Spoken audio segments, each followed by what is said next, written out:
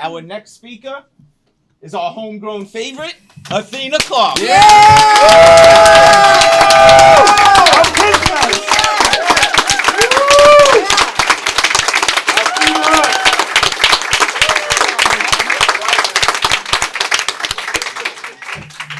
All right. Hello, everyone. It's so great seeing the room so full. And like Elijah said, it feels like you're on a big stage. And I'm just like, wow, okay. Trying to take it all in. For those of you who do not know, my name is Athena Clarke. I am running for City Council, District 46.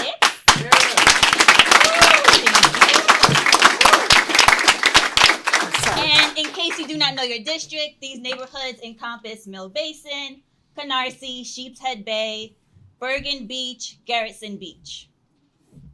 Okay, and Mill Island. So we're talking about corruption. Let's rewind a little bit. So 40-something years ago, a woman and a man decided, we're gonna leave Jamaica and we're gonna come to America because life is too hard here. Clearly, I'm talking about my parents. And I am a proud first-generation American. Yay! And my mom and dad were like, we asked, right? We're like, Mommy, Daddy, they had 3 girls. Why did you come here? And they were like, life is too hard. We didn't want you to work like that. We wanted you to have better, wanted you to have more. My dad's a yellow cabbie. My mom's a hairdresser. She was also a home attendant. They always said, go to school, get an education, get a good job, then get a man. They said, your education comes first, right? Work for yourself. You don't have to rely on anyone. Priorities. And guess what? We listened. My sisters and I, we listened. We did exactly what Mommy and Daddy said. I got my education. Thank you. I got my bachelor's. After I got my bachelor's, I got hired for DOE. Got my master's in administration to become a principal or assistant principal in the future. And then the pandemic happened. And I remember when the pandemic happened, everyone was so scared, including myself. I'm like, what is going on? I remember they locked down everything. Everything was shutting down for 2 weeks. I remember speaking to my assistant principal. She asked me, do you think we're going to come back after 2 weeks? And I said, yeah, we're coming back. The biggest lie I think I've ever told, or the biggest lie that was told to us. Yeah. They locked us down for months. Children suffered. Businesses suffered. Many cops, firefighters worked, nurses this entire time. Then the big whammy came. You have to get vaccinated in order to work. I just finished working an entire school year with a mask in person while other teachers stayed home. I wanted to be in the building because I felt it was necessary as a special education teacher. Me too. Yeah. Right? You guys know, you guys are special ed teachers too. And I caught COVID while doing it. I caught COVID in February 2021. Anyway, the mandate happened, and I said, I'm not doing it. And I remember calling my boyfriend, he's my husband now, calling my boyfriend, and hysterically crying, like, how is this happening? And he's like, I don't know. And they targeted the teachers and the nurses first. And I will always stand firm on this. I feel like they targeted us because we were women-driven forces. Because 70% of teachers already took the shot. Whereas NYPD, only 30% of them took the shot. And I know for a fact, had they went after NYPD, FDNY, or sanitation first, we would have never been mandated with this shot. They would have never gotten away with it.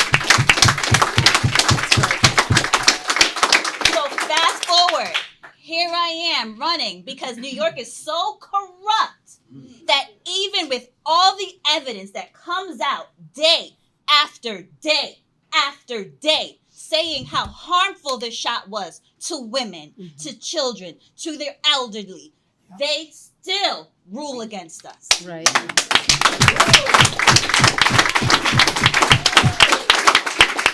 Other states, people are winning. And yeah, we have a few wins here or there. But when you really think about it, we all should be winning our cases left and right. Yes. There was no reason why we are not winning every single case.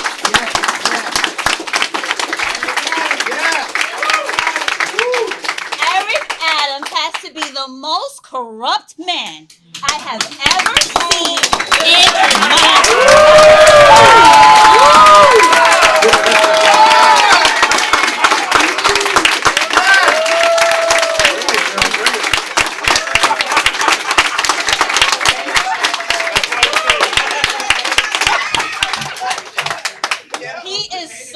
corrupt. He does not care about anyone but himself. Yes.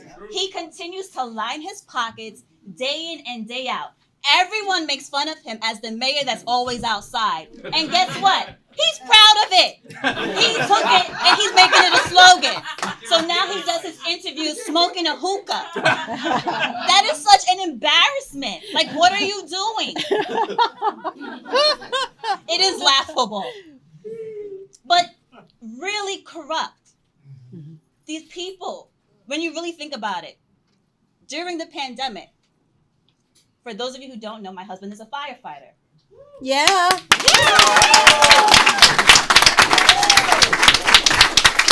He's sitting down blushing, so I won't point him out. My husband's a firefighter. And during the pandemic, he had to work. And my mom called me on the phone and she's like, Tina, baby, I don't think you should let Brian come over because he still has to go out to work and you're at home. And I'm like, but Ma, I love him so much. I want him to be home. My husband went out every shift. The cops went out every shift. That's My right. best friend's a nurse. They didn't even have PPE gear. Right. And those same nurses, you turn around what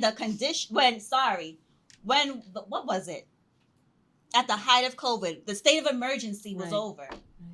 After they put their lives on the line day after day. And now, all of a sudden, they can't work. That's right. That's if right. that's not corruption, what is? That's right. Athena!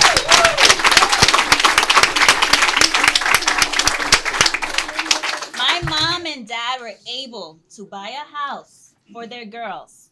I have yet to buy a house for my girl. But let me tell you something.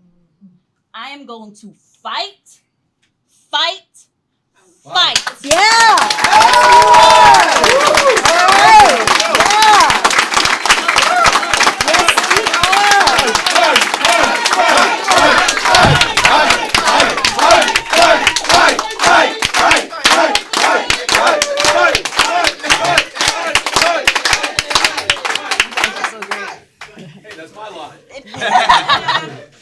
I won't stop fighting. I can't stop fighting. Especially when I have someone like this beside me who does not give up. Has it been easy? No. But guess what? Saying no to the mandate wasn't easy. So this, running for office, is kind of easy.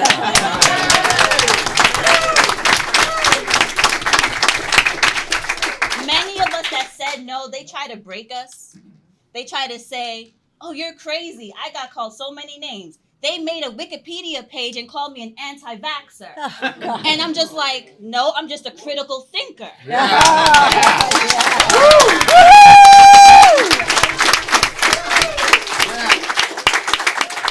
And to this day, I still can't believe that we have to continue fighting this. But this journey has been absolutely amazing. Meeting so many different people from so many different walks of life who have not given up. Yeah. If there's one thing we all have, it's hope. And I believe in hope so much that years ago, I got it tattooed on my wrist when I was like 24. And now this is like my saving grace. I have hope. They try to strip us of it, but we have it. We have it.